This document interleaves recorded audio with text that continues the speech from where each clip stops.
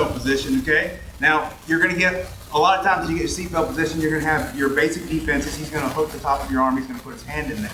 So this is the reason why, once I've gotten here, the rear naked choke is very, very difficult, because now I've got full on defense to get that hand out of there. So most of the time, I'm not gonna be able to get that. But what I can do is I can stick my hand through here, and I'm gonna fight this hand off, okay? That's gonna allow me to get my hand in the gi, all right? This is where I want to make the majority of my chokes from, all right? So I'm gonna let go of this hand now, and I'm gonna grab the gi with both hands, all right? Once I do this, he's gonna be in defense mode. He's still gonna be pulling on my arm, but I'm gonna fence this gi up by just opening my hand and sliding and getting my hand further and further up into position, okay? So that just looks like this. It's like a ratchet strap, okay? I wanna get it as tight as I can get it. Once I've got that hand in position, again, my ear is pulled up tight. I'm curled into him. I'm not pulling him backwards. I reach over with the other hand, and I'm gonna grab that side of the gi, and I'm gonna pull that gi down towards the feet. Okay, so I'm gonna grab this side of the gi, and I'm gonna pull the gi down towards the feet to get my tap, okay? So remember, I'm not trying to do this, okay? This is not gonna get my choke, okay? It's gonna aggravate him, but it's not gonna get my choke. I wanna pull that gi. I wanna pull all the slack around this side by pulling this down. That's what's pulling it tight. Okay, so I need my first hand in position. I'm looking for my thumb, the back of my thumb, to be right here in the carotid artery. Okay, so when I stick this hand in, I want that thumb to be right there in the carotid artery area. Okay, so I'm there, I got my hand position, I got both sides of the gi, I pull them in nice and tight, and I pull it down. Okay, you notice I'm not doing this. Okay, so if you got somebody that's super good at fighting the hands and you're not able to get your hand up in the gi where you want it, this is an option, okay? I'm just gonna grab the other side of the gi, hang on with both hands. I'm gonna straighten both my arms and elongate my chest away from him. So this is gonna close him off this way. I'm gonna go like this. Okay? So it's because he won't let me get my hand up far enough. I'm gonna use the gi to close off the carotid artery on this side instead of my thumb being on the back of it. Okay, so I can't get my hand up far enough. This one is not gonna work. I'm gonna go here. I'm gonna elongate my hands. Elongate my hands and drive my chest back away from it, okay? So the two options again, all right, so we're here. I'm gonna open up the gi. I'm gonna stick my hand deep in the gi and get it up there where I need it at. I'm gonna reach across, grab the opposite. I'm gonna stay nice and tight. I'm gonna pull until I get my choke. Now you notice I'm not, like, if he's not tapping, I'm not doing anything but holding it, all right?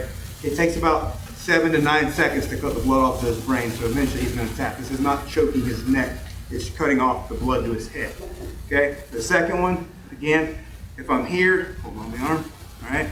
I can't get my hand up any further than that, that's okay. I'm gonna use this hand over here on the opposite side, and I'm gonna start straightening my arms and locking my elbows out as I lean back away from it, okay? So those are your two options for your collar chokes, all right? Collar chokes from the back.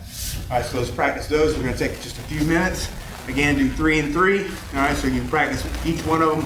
1, 1, 1, 1, 1, 1, and then switch. All right, let's do it on 3. 1, 2, 3.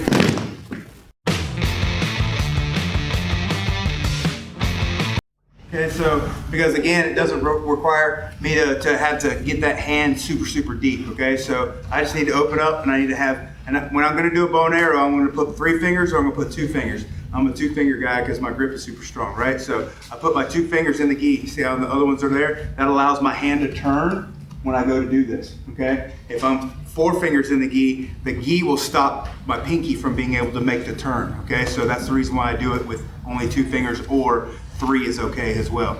Okay, so I got 2 fingers in the gi. I'm playing, he's fighting for the chokes. His hands are over there. I'm gonna switch off. I'm gonna grab the pant leg, okay? So here, I'm going to swing this leg to that side of his body and swing the other leg out as I do this. So swing that leg over. I want it to get as high as I can up on his shoulder, okay? And I want this leg to be parallel to his body, not in his crotch anymore, okay? And then I'm going to pull the bow, okay? So I'm pulling with these and I'm extending with my hips, okay? So, one more time. He doesn't know that I'm doing the 2-finger thing in his gi. I'm sticking my fingers in there. He still feels threatened for the choke, so he's still fighting that, right? He puts both hands on there to stop from getting choked. I'm gonna switch off. I'm gonna grab here and I'm going to swing, okay? So swing that leg up. Get it as far up on the shoulder as you can get, right? And then I'm gonna pull and extend my hips to finish that choke, okay? All right, I'm gonna give you guys another variation of it, all right? Because a lot of times you can't get your leg out. If the guy's being super like hunched and super tight, it's gonna be difficult for me to get my leg all the way over the shoulder. So I'm here and I'm here, right? I go to swing and I can't get it, okay? So I put my knee here instead. I will drive my knee through and I can still finish this exact same choke by just pushing with my knee and getting the choke there. It's meaner and nastier, but that's what happens when he won't let go of my leg, okay? So we're here, stick my knee in there, he's fighting, right? I go to pull my leg out, I'm gonna drive it in, okay? And then I'm just gonna extend and finish it with my knee instead, okay? So if you can't get your leg out, stick that knee behind him for the extra pressure, push on it. Everybody got it? Yep. Sir. I'm gonna practice that on 3, let's do it.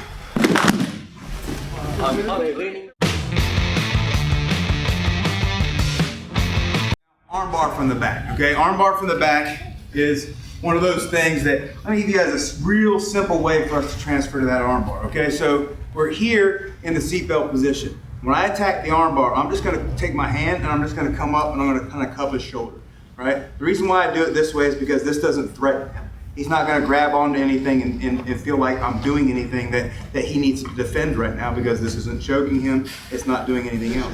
I'm gonna grab his shoulder, I'm gonna push his head, okay? As I push, I swing my leg out. All right, and I'm in that arm lock position and start attacking that arm, okay? You can slide the other arm up as you secure the position as well. All right, so if you're having problems finishing the choke from the back, you can switch to the arm lock. Boom, boom, switch to that arm bar, okay? It's always an option for you, and it's always there. All right, so one more time, last time, we're here in our seatbelt position. I'm just gonna take that bottom seatbelt, I'm gonna hug the shoulder, pass this hand around to the head.